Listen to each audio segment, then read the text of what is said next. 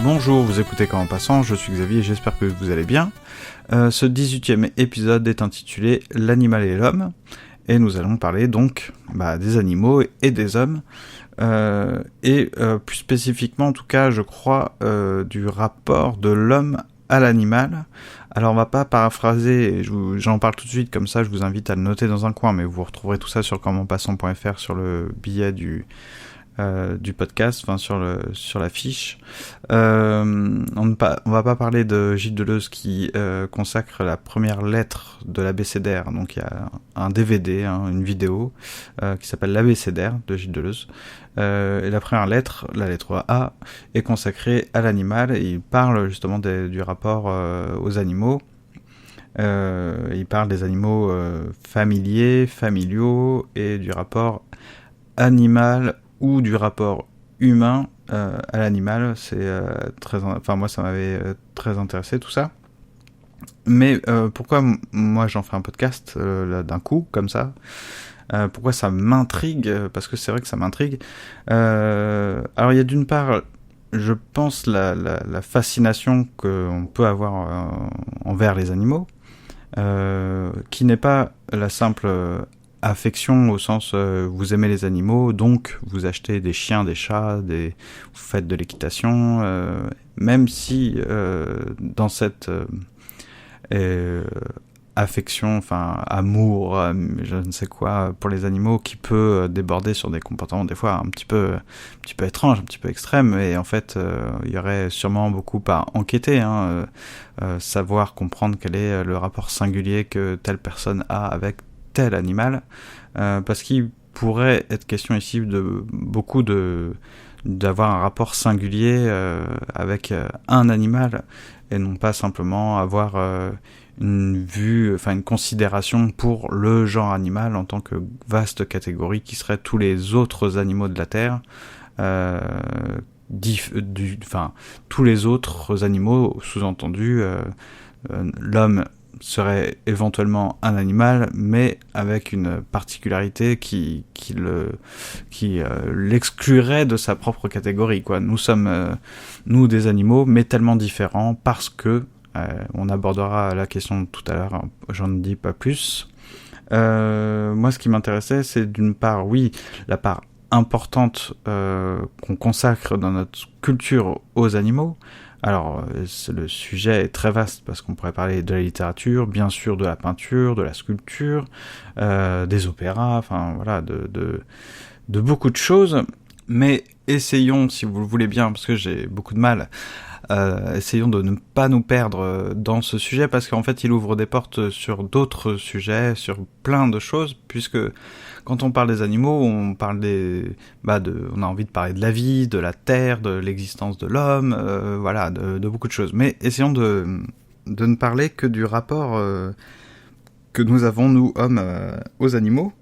Et c'est là même ce qui m'intéresserait peut-être le plus, de ce que la vue, au sens la sensation, même la prise en considération de l'existence d'un animal, même d'un animal singulier, croiser la route d'un animal, et là je ne dis pas, je ne fais pas la distinction entre un animal sauvage, un animal domestiqué, mais en tout cas ce que la rencontre d'un animal en tant qu'animal, c'est-à-dire quand on n'a pas ce que Deleuze avait appelé un rapport humain à l'animal, c'est-à-dire que pas l'animal qu'on va domestiquer, pas l'animal on va venir caresser ou qu'on appelle sur nos genoux, ou voilà, à qui on donne de la pâtée. Non, le fait, mais ça peut être cet animal-là, mais pas dans tout d'un coup une interaction de ce type-là, mais simplement sentir, rencontrer cet animal, qu'est-ce que tout d'un coup, c'est pas que ça doit, mais qu'est-ce que ça chamboule en nous, et qu'est-ce que ça nous apprendrait, qu'est-ce que ça nous ferait penser, qu'est-ce qu'il y aurait à penser à la vue, à la rencontre d'un animal. C'est pour ça que j'avais d'abord intitulé cet épisode « L'animal, ce maître de l'homme », parce que l'animal aurait quelque chose à nous apprendre. Puis j'ai pensé à d'autres choses aussi, parce que vous savez, ça, dernièrement, si vous êtes en France, ou si vous... Bon, peut-être il y a des scandales comme ça un peu partout, mais il y a beaucoup de scandales depuis au moins oui, je dis 2 ans, mais en fait depuis des années, hein, des décennies certainement, surtout depuis, de toute façon, l'élevage intensif, industriel, etc., pour fabriquer nos jambons, nos ailes de poulet, tout ce que vous voulez. Eh bien, il y a beaucoup de scandales sur la manière dont on tue les animaux pour s'en nourrir.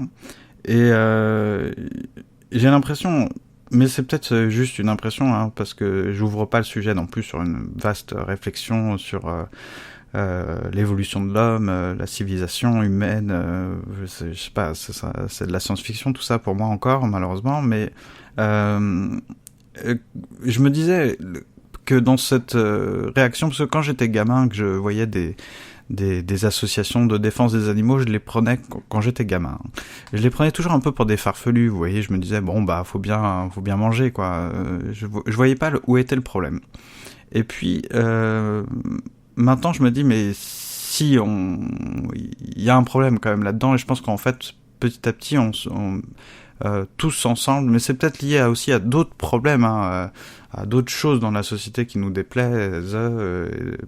Voilà, c'est peut-être à la croisée de beaucoup de choses, mais vous savez, de la même manière que les animaux, si on zigouille un animal à côté d'eux, ou si un animal se fait dévorer par un autre animal, etc., il y a une réaction. Les animaux ne sont pas voilà, insensibles à ce qui se passe autour d'eux. Bah, nous-mêmes, j'ai l'impression, le genre humain, en tout cas, voyant cela, voyant comment on se débarrasse des animaux pour en faire du steak haché ou des burgers, etc. Bah, je crois qu'on est choqué en fait. On a un vrai, c'est pas, je pense, uniquement une sorte de sentiment de culpabilité, voilà, une réaction un peu bourgeoise. Non, je pense qu'il y a une vraie réaction instinctive, je sais pas, mais ça nous secoue parce qu'on sait pas que c'est pas dans l'ordre des choses, que c'est pas naturel, parce qu'il faut faire très attention avec l'utilisation de ces expressions. Qu'est-ce qui est naturel, qu'est-ce qui n'est pas naturel, c'est un grand fourre-tout de n'importe quoi en général. Mais je pense que non, cette violence faite, cette cruauté, elle nous touche parce que je pense, alors là, il y a des oreilles qui peuvent se dresser parmi les auditeurs, mais je me suis dit qu'en fait, c'est peut-être parce que nous-mêmes, nous sachant des animaux, et sachant ce que ça veut dire que, même si on ne se l'avoue pas toujours, ce que c'est que mourir, bah ça nous choque de voir des animaux mourir comme ça. Je crois, hein, je suis peut-être naïf ou voilà. Mais maintenant, si vous le voulez bien, je vais aller toquer à la porte de mon ami Michel pour prolonger et surtout ouvrir la discussion sur des choses plus passionnantes pour vous. Alors moi, j'ai pensé à 2 choses. De façon immédiate, hein. C'est pas mal de faire ça de façon un peu immédiate, quitte à peaufiner ensuite. D'abord, j'ai pensé à la différence entre la bête et l'animal. J'ai tout de suite eu cette citation de Pascal en tête. L'homme n'est ni ange ni bête, mais qui veut faire l'ange fait la bête. Et avec cette idée aussi que tu trouves chez Rousseau, au siècle suivant, que la bête, c'est pas exactement l'animal, et que si l'homme fait la bête, l'animal, lui, ne fait pas la bête. Donc ici, il y aurait à montrer que l'homme fait partie du genre animal. C'est une espèce précise, avec une différence caractéristique, cette fameuse idée de différence caractéristique ou différence spécifique, qui est la raison, la rationalité, ou, autre façon de parler, la capacité de s'intégrer à une communauté où on parle, donc ça signifie qu'il y a la raison. Et lorsque l'homme fait la bête, ça veut dire que par rapport aux autres animaux, il descend. Parce qu'on ne peut pas dire que les animaux deviennent des bêtes, mais l'homme peut devenir une bête. Et dans ce cas-là, c'est un peu une offense par rapport à l'animal.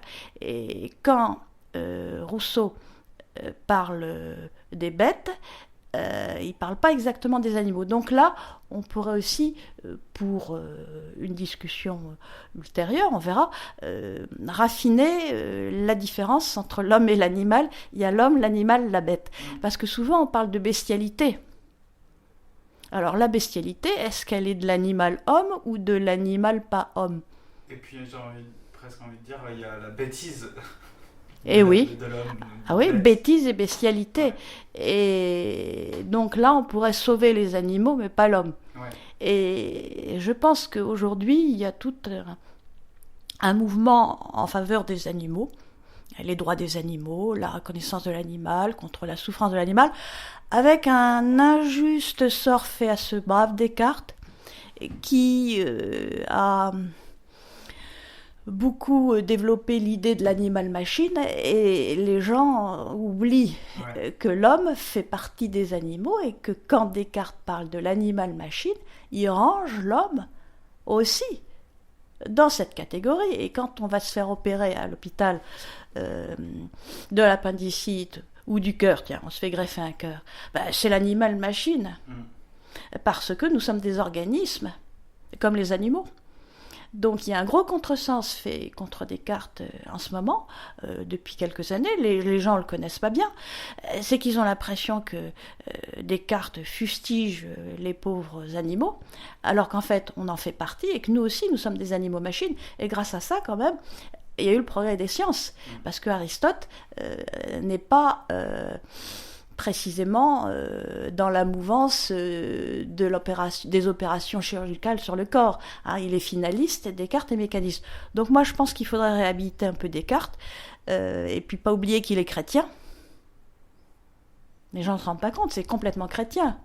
Et puis aussi repartir d'Aristote, que Descartes entend dépasser. Alors, donc j'ai pensé un peu en vrac à distinction animal, bête, donc Pascal, Rousseau. Ça m'a fait penser à Descartes. Je me suis dit, pauvre Descartes, il faudrait un peu le réhabiliter, parce qu'il ne crache pas tant que ça sur les animaux, et il n'oublie pas que l'homme est un animal-machine aussi. Et puis, Aristote, l'homme est un animal politique. Et quelque chose de très passionnant, et qui aujourd'hui est à penser un peu plus, puisqu'il y a un grand regain d'intérêt par rapport au bouddhisme. Et c'est que Aristote nous dit qu'il y a 3 types d'âmes: l'âme des végétaux, l'âme des animaux et l'âme des hommes. Et que l'âme n'est pas réservée à l'homme. Donc, l'animal, chez Aristote, est doté d'une âme, alors que chez Descartes, il n'en a pas. Alors, autre contresens par rapport à Descartes, c'est que Descartes pense que les animaux sont intelligents, puisqu'on les dresse. Et il dit qu'on dresse les ménates, on dresse les perroquets, dans une lettre assez clairement écrite au marquis de Newcastle, c'est facile à retenir, nouveau château. Et il y a une intelligence animale puisqu'on les dresse. Donc c'est pas que de l'instinct, mais il y a une différence entre l'intelligence et la raison. Et encore une fois, les gens font des contresens sur Descartes, et ils oublient que Descartes pense en effet qu'il y a une intelligence animale, et que c'est pas simplement un instinct répétitif. On peut leur apprendre des choses. Bon, alors, l'animal politique, Aristote le dit, et ça va être repris même par les chrétiens, bien que l'âme soit réservée à l'homme chez les chrétiens, tous les chrétiens réservent l'âme à l'homme. Tous. Pas les Grecs. Tous les penseurs métaphysiciens vont montrer que la différence entre l'homme et l'animal, c'est langage-raison. Et pas simplement le fait de raisonner, d'argumenter, d'agencer les arguments, mais le fait de symboliser, par exemple, et de se représenter un objet en son absence, donc le langage. Par exemple, là, si je te demande de penser à tes premiers châteaux de sable dans ta prime enfance, tu peux les voir en images et tu peux te le dire en langage. Alors l'animal n'a pas cette faculté que Benveniste appelle la faculté symbolique. Et ça, tous les philosophes, qu'ils soient grecs ou chrétiens, disent la même chose. Ceci étant, il y a des philosophes très intéressants comme Montaigne qui vont te dire que l'animal est bien supérieur à l'homme parce que l'homme est horriblement méchant. Et Rousseau va te dire ça d'une certaine façon. Il y a un très beau moment, je ne sais pas si c'est dans les Confessions ou les Rêveries, enfin c'est un des deux, où Rousseau raconte qu'il s'est évanoui parce qu'il a vu un palefrenier battre à mort un cheval. Bon, ça c'est important. Donc sensibilité de l'animal et sensibilité de certains hommes à la souffrance de l'animal, mais pas de tous. Justement, donc, la férocité de l'homme par rapport à l'animal, donc là, c'est plus la question de la raison, c'est la question de la sensibilité. Et Montaigne, signalant que, il préfère certains animaux qu'il côtoie tous les jours, chevaux ou chiens, à certains imbéciles humains qui sont d'une méchanceté effroyable. Alors ça, c'est intéressant, mais c'est plus la question. Est-ce que c'est encore la question de la raison ? En tout cas, ce qui est certain, c'est qu'il y a une raison corrompue chez l'homme, il peut devenir cruel. C'est ce que dit constamment Rousseau aussi, ne plus avoir de compassion, tandis que l'animal ne déchoit pas, l'homme déchoit. L'animal ne devient pas cruel, l'animal qui devient cruel, c'est parce qu'on l'a dressé. Je pense à... Ça m'avait beaucoup impressionné. J'étais pas bien grande et on décrivait devant moi ce que faisaient certains chiens aux prisonniers du temps des nazis. Ils étaient dressés à produire des sévices bien précis. Mais le chien lui-même ne produit pas ça. Donc pour être cruel et pour déchoir en quelque sorte, il faut qu'il soit dressé par l'homme. Donc, il n'y a pas de méchanceté animale. Donc, d'un point de vue moral, Montaigne dit à Rousseau, non, avant de dire ça à Rousseau, Montaigne dit ça à Descartes, Descartes qu'il a beaucoup lu, que entre le chien affectueux et l'homme odieux, lui, son cœur ne balance pas, il opte, et il pense qu'il y a plus de différence de ce point de vue-là entre l'homme et l'animal. Et que entre, si tu veux, la rationalité humaine et le manque de rationalité animale. Et Descartes lui répond que c'est pas sur ce plan-là qu'il se place. Il se place sur le plan de la pensée. Et que donc, même si le chien de compagnie est beaucoup plus sensible et sympathique pour nous que la crapule qui donne un coup de pied au chien, parce que c'est ça, en fait on pourrait résumer, hein. Il y a celui qui donne un coup de pied au chien, ou qui assassine un chat, hein. Et puis il y a l'animal avec ses petits, plein de tendresse. Et Descartes dit que c'est pas sur ce plan-là qu'il se place. C'est que le chien le plus hargneux, il pense pas. Et l'homme le plus effroyable, il pense. Et là, moi, je me dis qu'en fait, quand Descartes répond ça, il montre bien que l'homme est très responsable de sa méchanceté. Et ce n'est pas une façon de réduire l'animal que de dire ça. C'est de montrer que l'homme, parce qu'il est rationnel, peut aussi culminer dans l'abjection. Et c'est d'ailleurs ce que Rousseau dira, il reste cartésien. Donc moi j'aimerais bien aujourd'hui entendre des choses moins, si tu veux, je trouve que, quitte à revaloriser l'animal, il faudrait aller encore plus loin dans l'histoire de la corruption de la raison. Parce que l'animal n'a pas de raison, n'a pas de langage, mais un animal ne se corrompt pas. Quand tu dis ça, je pense aux gens qui pourraient écouter, quand on dit qu'un animal n'a pas de langage, ça veut dire quoi exactement ? Parce que tu sais, on va dire, mais les chiens aboient... Mais... Oui. Moi, quand j'enseignais dans des classes, maintenant j'enseigne plus dans des classes, j'enseigne en dehors des classes. J'avais toujours des réactions d'indignation quand je disais qu'il n'y avait pas de langage animal. Bon, il faut dissoudre l'équivoque, au sens où les animaux communiquent par signes distincts, par signes soit olfactifs, soit sonores, soit visuels, et ces signes sont en nombre restreint, et leurs combinaisons sont en nombre restreint. Et il n'y a pas une infinité de combinaisons. Alors, moi, je me rappelle, j'aimais bien dire ça. Je disais à mes jeunes élèves que on ne pouvait pas prévoir à l'avance le poème d'amour qu'ils allaient faire à leur amant ou à leur amante. Parce que le langage humain a d'infinies combinaisons et il est imprévisible, c'est pourquoi d'ailleurs politiquement on empêche les gens de parler. Tandis que l'animal, ce pauvre animal, nous les humains, nous pouvons le leurrer, nous pouvons connaître à l'avance leurs signes, nous les connaissons, nous pouvons les combiner, nous pouvons tromper les petites abeilles, nous pouvons tromper les papillons, nous pouvons tromper les canards parce que nous utilisons des leurres suffisamment puissants pour amener des comportements très précis. Ce que les idéologues politiques aimeraient bien qu'on fasse pour l'homme. Or, on ne peut pas. Donc, ils font taire.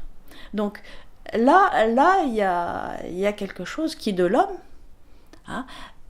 Comment faire taire un homme qui a de multiples combinaisons d'énoncés en tête, et on ne sait jamais si l'homme le plus opprimé possible, on ne sait jamais si un jour il va quand même pas dire tout fort quelque chose. Regarde les gars terrifiés par Staline. Staline avait quand même toujours peur qu'il y en ait un qui parle trop. Il les purgeait, il les tuait. Bon, donc là, le langage animal, il est en un nombre fini d'énoncés, et puis d'autre part, ce langage est un moyen de communication et non pas un moyen de penser.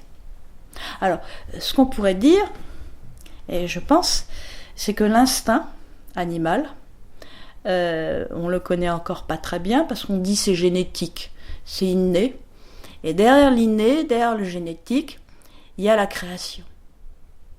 Quand tu vois comment les mésanges font leur nid, comment le coucou pique le nid d'un autre oiseau et couve les œufs d'un autre oiseau, quand tu vois les ruses de l'instinct, la magnificence de l'instinct, oui, c'est programmé génétiquement. Quand tu vois certaines araignées qui sont striées de jaune et de noir faire des toiles d'une beauté surprenante, alors là, t'es émerveillé devant la création instinctive. Et c'est vrai que nous n'avons pas ce même type de création, nous avons l'art. Il y a l'art et l'instinct. Et bon, alors là, il y a une réflexion à faire sur la créativité animale immédiate.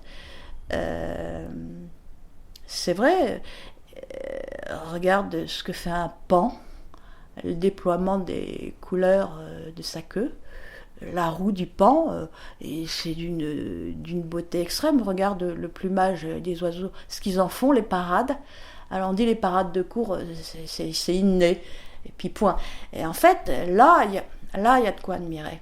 Alors là, peut-être penser à réfléchir sur la différence entre l'art et la nature. Et là, il y a toute une possibilité de réflexion. Est-ce que l'art dépasse la nature, ou est-ce que il ne fait pas que l'imiter, que entre guillemets.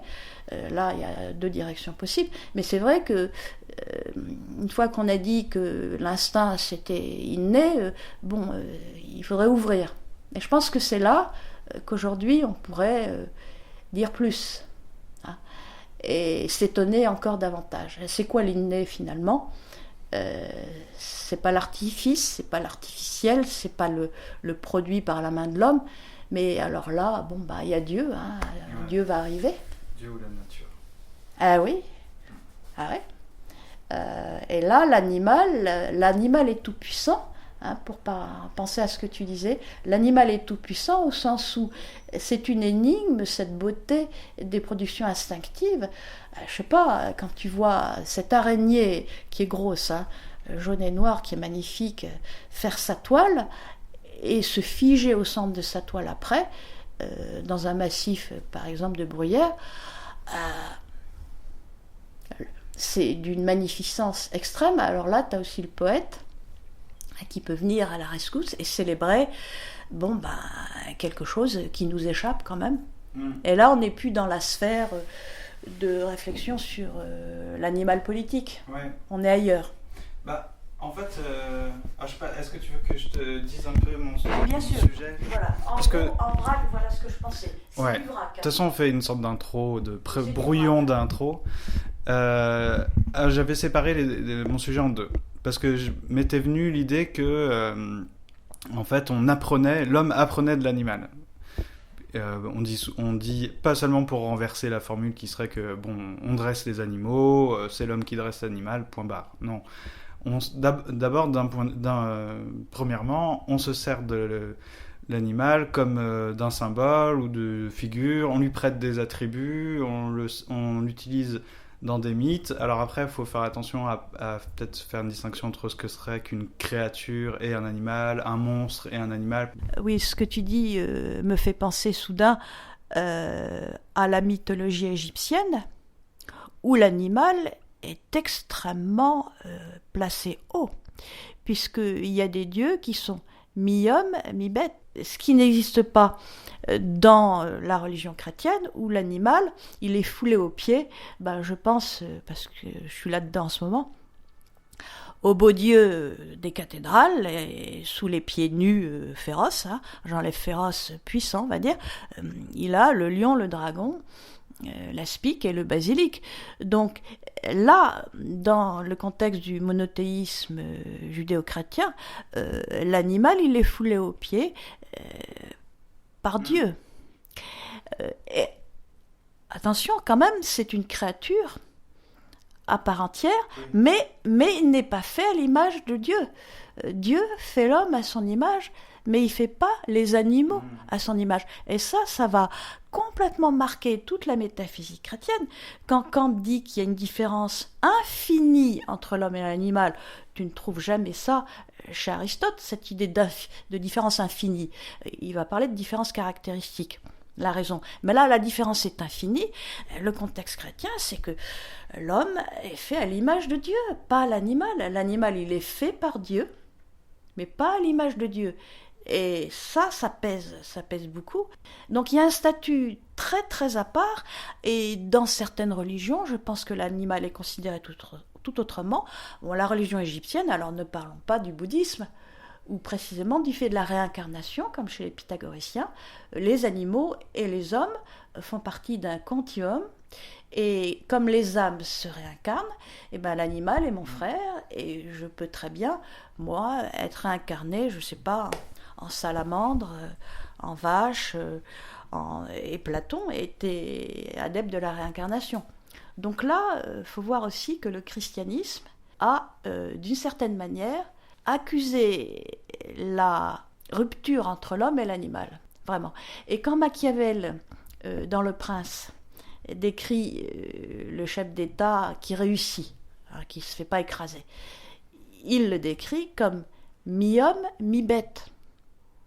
Et ça, c'est nouveau, parce que jamais tu trouves ça chez les auteurs antérieurs, mais c'est une façon de dire que dans ce cas-là, il va falloir user de la férocité de l'animal, mais l'animal féroce, c'est la bête. Je pense à quoi encore donc à ce texte de Pythagore dans les Métamorphoses d'Ovide, où il y a un passage magnifique sur les animaux. Ça commence très vite.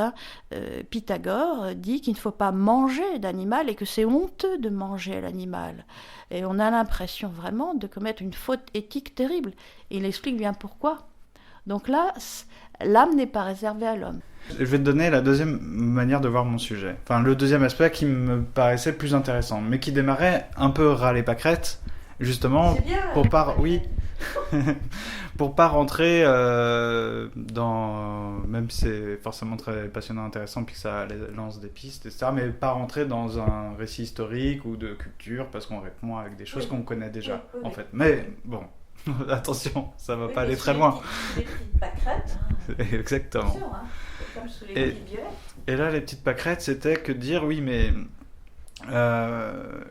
parce que dans la première partie, c'est quand même Il y a beaucoup de... Même si c'est du respect pour les animaux, éventuellement, ou d'autres choses, c'est quand même l'homme qui continue de se servir de l'animal en tant que personnage conceptuel ou en tant que figure. On est loin de l'animal, finalement. Une fois qu'on a dit, on a parlé du lion, même courageux ou je ne sais quoi, est-ce que le lion est encore un lion? Bon, après, il y a des cas un peu particuliers, effectivement, le dragon, est-ce que le dragon est un animal? Bon, voilà. Après, il y a des choses qui me plaisent, moi, dans mes lectures. Bon, quand dans Nietzsche, on parle des métamorphoses, qui parle du lion, du chameau, Et puis, il y a plein d'animaux dans Ainsi parlait Zarathustra, avec la vache, et le... Et comme par hasard, c'est un livre anti-chrétien. Voilà. Hein, c'est un livre anti-chrétien. Oui, Nietzsche fait partie des philosophes mettant au premier plan différentes figures d'animaux, mais justement, Zarathustra, un livre pour tous et pour personne, est un livre qui se veut distant du christianisme. Et je pense que c'est tout à fait délibéré de faire pulluler les animaux et pas de manière à les fouler aux pieds.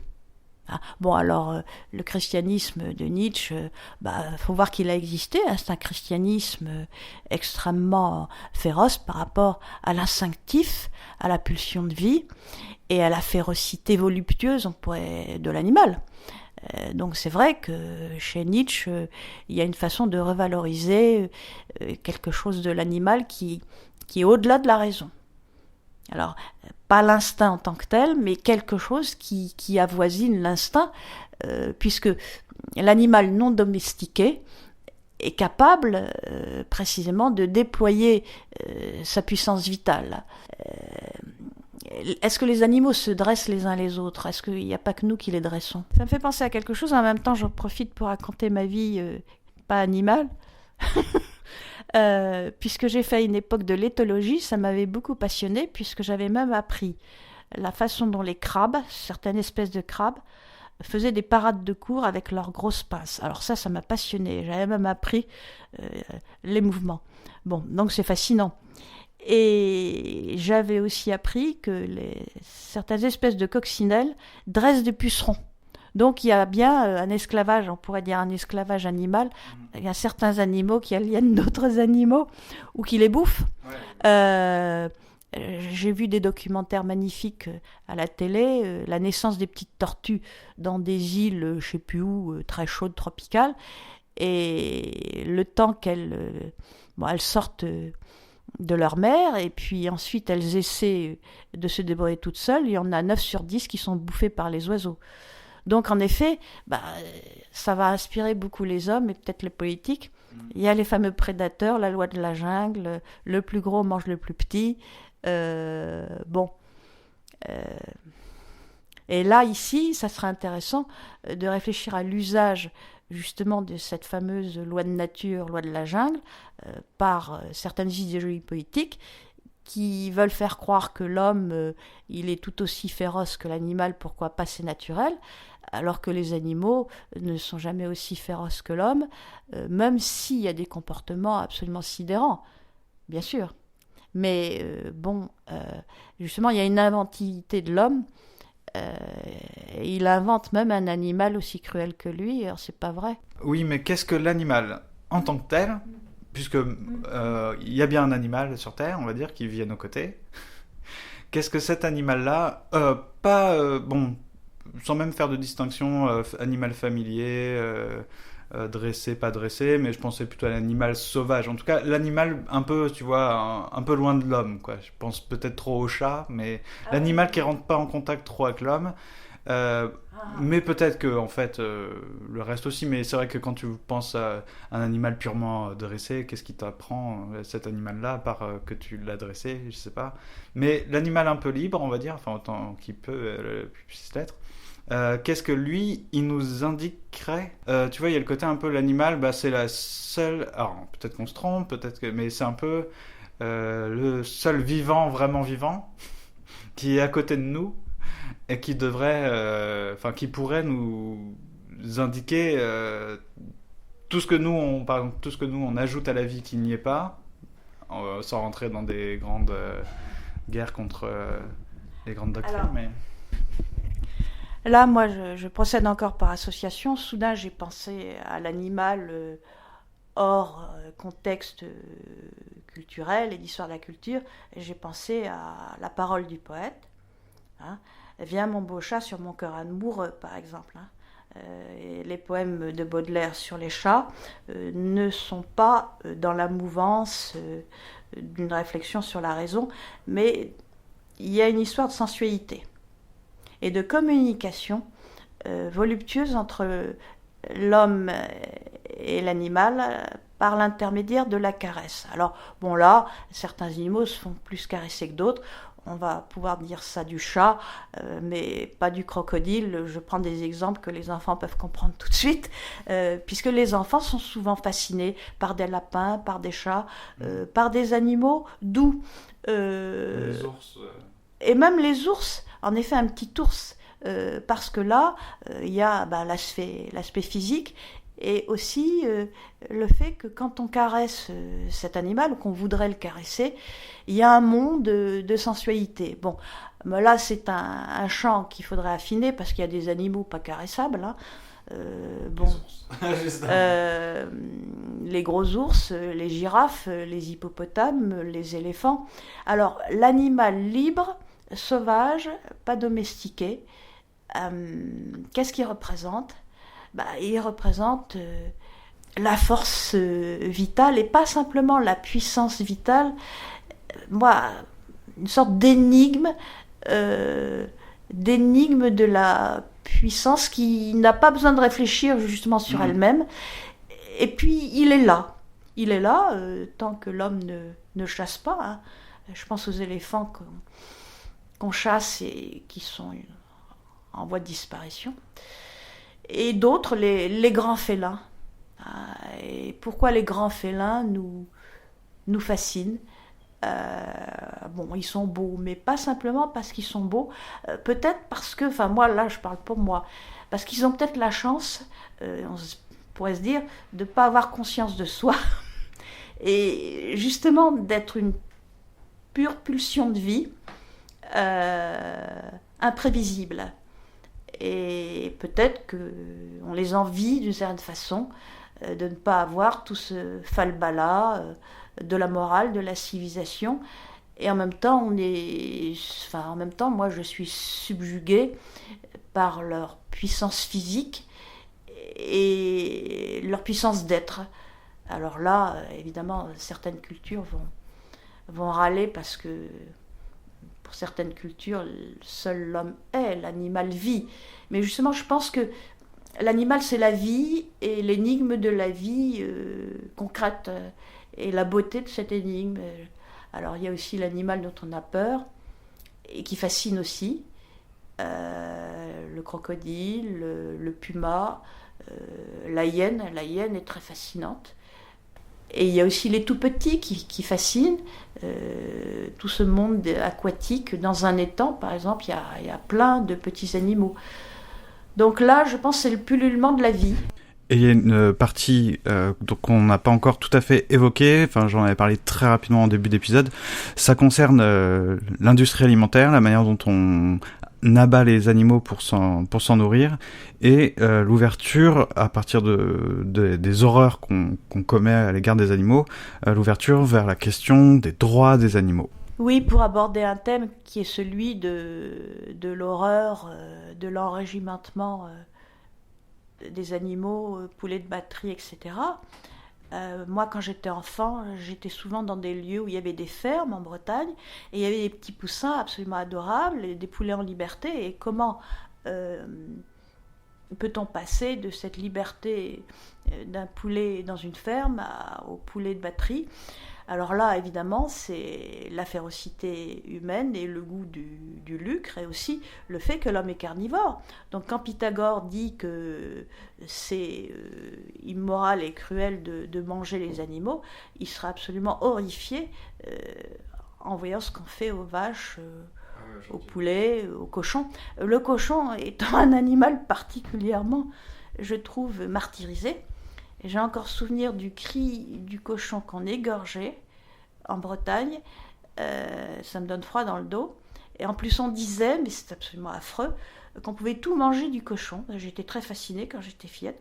On pouvait tout manger, et même ce qu'on ne mangeait pas était utile, puisque les soies du cochon servent à faire des brosses, que ce soit des brosses à dents ou des brosses à vêtements. Donc là, c'est l'animal martyrisé par l'homme, et l'animal mangé, bouffé, martyrisé. Et aujourd'hui, il y a tout un mouvement. Remercions Brigitte Bardot, même si on ne la remercie pas pour tout, d'avoir eu le courage de défendre les phoques, qui sont très martyrisés. Et on s'est moqué beaucoup de Brigitte Bardot quand elle a commencé son combat. Et maintenant, on s'en moque moins. Alors je me demande à quoi tient d'ailleurs cette réflexion contemporaine, très précise chez nous dans les pays européens et occidentaux, sur l'animal.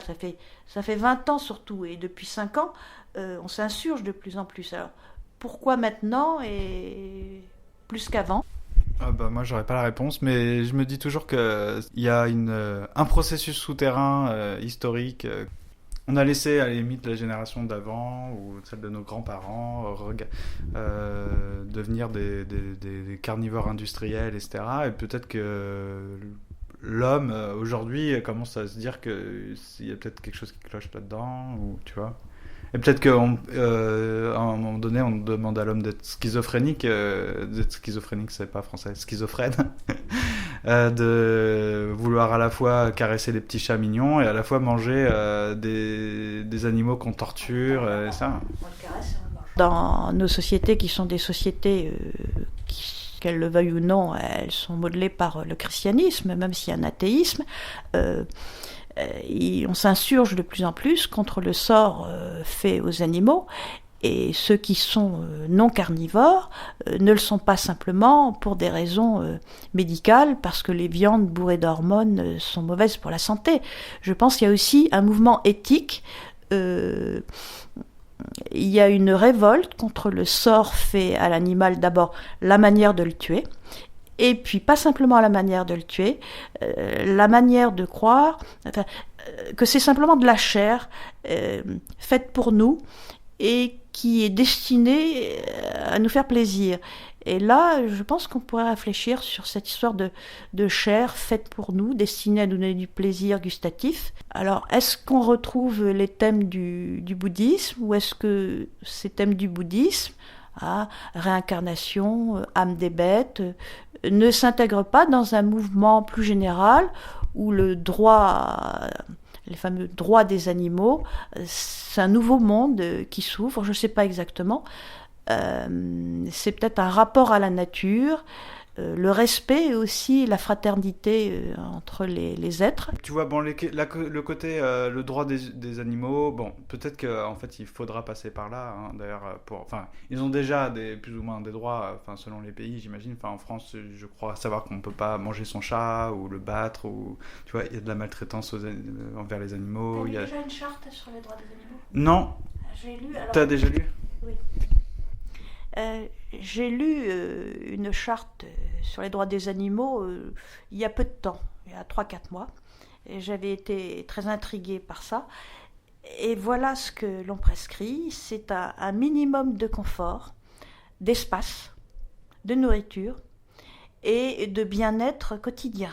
Donc, pas mettre un animal en cage, pas cage minuscule, pas le nourrir n'importe comment, et faire en sorte qu'il puisse se mouvoir. Donc, c'est une façon de reconnaître que c'est un être sensible qui a plaisir, douleur, et que nous devons contribuer à son plaisir. Donc, ça signifie aussi que ce ne sont pas des choses. Donc, les animaux ne sont pas des choses. Or, ce qui est frappant, quand on voit autour de nous, de ci, de là, un peu n'importe où d'ailleurs, en ouvrant les écrans ou en faisant parler les livres ou les journaux, c'est que souvent les animaux sont confondus avec les choses. Et donc sont traités, donc on donne un coup de pied à un chat comme on donne un coup de pied à une chaise. Et certains vont dire « il sent rien », mais d'autres, et ça c'est plus troublant, je n'ai pas d'ailleurs la réponse, d'autres savent très bien que les animaux sentent, mais comme, j'ai une idée là qui me vient en route, comme l'animal ne peut pas répondre et se plaindre avec des énoncés genre t'es un salaud, tu m'as fait mal, le salaud en question, il peut continuer. Je pense que là, c'est une façon de profiter d'un registre d'émotions qui, chez l'animal, ne s'accompagne pas de langage. Et aussi dans un cadre où l'animal est faible, parce que le lion, on ne va pas lui foutre un coup de pied comme ça dans le ventre. Donc c'est une façon aussi d'utiliser l'animal comme punching ball, férocité humaine minable, et d'avoir conscience aussi que certains animaux sont vulnérables et pas tous.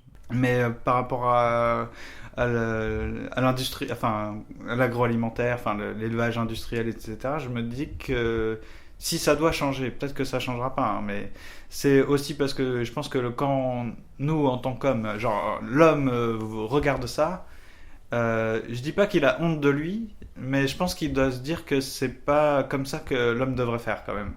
Tu vois, il y a un côté, on n'est pas contre. On comprend d'ailleurs, on comprend le fou du village ou le cinglé, le sadique qui va. Enfin, on comprend au sens, on l'excuse pas, hein, mais on comprendrait plus facilement qu'un homme méchant batte son chat ou son chien, parce qu'on peut savoir que c'est parce que c'est un salaud, c'est un méchant. On comprend qu'il faille à la limite chasser sa viande, qu'il faille, enfin, je pense que même les réactions, tu sais, il y a de plus en plus de végétariens en ce moment, etc.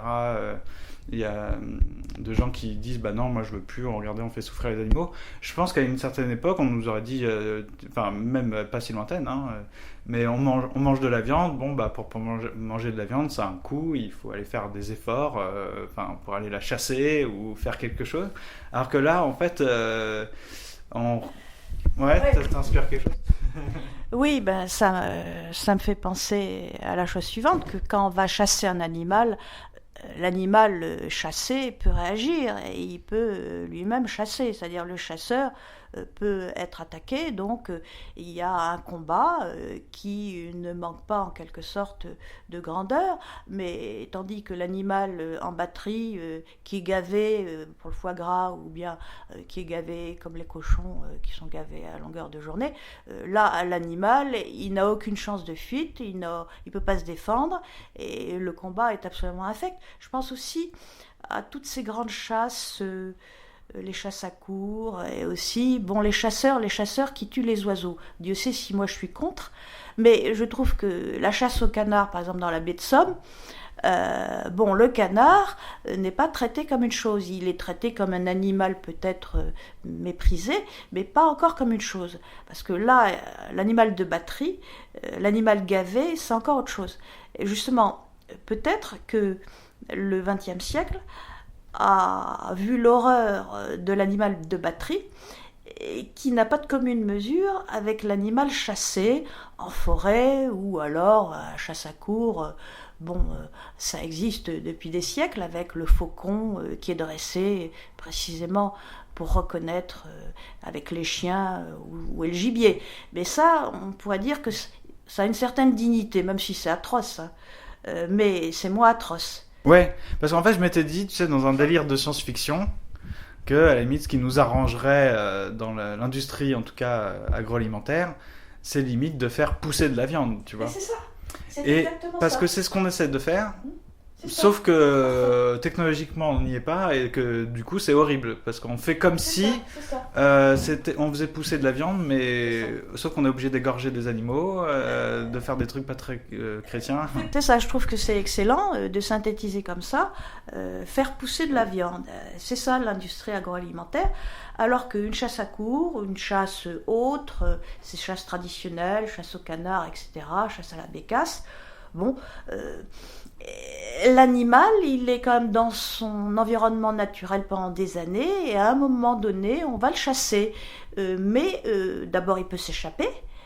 Souvent il s'échappe, même aller chasser le sanglier, on ne le retire pas de son environnement. L'homme va s'avancer vers l'animal, va le tuer, en effet c'est cruel, mais c'est pas la même chose que faire pousser l'animal pour le manger. Donc je pense qu'il y a une cruauté contemporaine qui est liée à un mode d'économie et à un mode d'exploitation de la planète. Il y a une manière peut-être de reconsidérer l'animal, pas que d'un point de vue moral, du genre c'est pas juste de faire du mal aux animaux, mais ce que l'animal est sur Terre et ce qu'il est pour nous devrait nous amener à ne plus en tout cas le faire pousser pour le manger. Je pense pas que pour nous ça soit si simple que ça, enfin, à part ceux qui se posent pas de questions, mais de complètement assimiler le fait qu'on mange du vivant, tu sais. Et puis je dirais aussi, il y a l'animal qui court, l'animal dans l'assiette, et puis je me rappelle un souvenir d'enfance. Quand j'étais rentrée en 6e, j'avais demandé à ma mère de m'offrir un livre que je regardais tous les jours dans la même vitrine qui s'appelait « Les merveilles de la nature ». Et donc, l'animal, c'est beau. Les papillons, les zèbres, les oiseaux, les félins. Il y a une magnificence de l'animal. Ici, sans doute, on pourrait déplorer le fait que certains hommes ne regardent pas la beauté des animaux. Par exemple, un étourneau, le poitrail d'un étourneau, c'est très beau, c'est duveteux, c'est brun avec des petits points blancs. Si on regarde les canards colverts, le mâle, la femelle sont différents, avec des plumes qu'on appelle miroirs, et qui sont particulièrement bleus sur les ailes aussi bien du mâle que de la femelle. Donc il y a une beauté de l'animal dont les religions d'ailleurs font cas, puisque dans la religion chrétienne, et je pense dans d'autres aussi, cette beauté incroyable, diversifiée, c'est une preuve immédiate par l'œil, et pas par le palais et la dent, par l'œil de l'existence d'un Dieu créateur, car on se dit que pour qu'il y ait des beautés pareilles, il faut les avoir pensées avant. Or, on peut laisser tomber le créateur si on veut, n'empêche qu'il reste la beauté des animaux, la diversité, et là c'est encore une question à se poser. Pourquoi sommes-nous en admiration, ceux qui admirent les animaux, devant cette beauté, devant cette diversité? Pourquoi les peintres représentent très souvent des oiseaux ou des animaux? La beauté de l'animal, alors quelle est la différence entre la beauté de l'animal et la beauté de l'homme? Il y a quelque chose, c'est que les femelles animales ne se maquillent pas, n'ont pas besoin de se maquiller. La parure est immédiate. Je pense à ça parce qu'il y avait eu une altercation entre une romancière et ses lecteurs, parce qu'elle avait dit que les femmes passaient beaucoup trop de temps à se maquiller, et que finalement, elles n'étaient que des guenons, pas plus, et les guenons qui souvent, des espèces de singes où il y a des signes rouges vifs ou bleus vifs sur les fessiers ou ailleurs sur les faces. Or, moi, il me semble que c'est pas vrai du tout, c'est que les animaux ne changent pas délibérément de parure, alors que les êtres humains peuvent. Les êtres humains se parent, inventent l'art. L'animal, un papillon, ne change pas la couleur de ses ailes. Donc là, il y a une beauté absolument incroyable de la nature.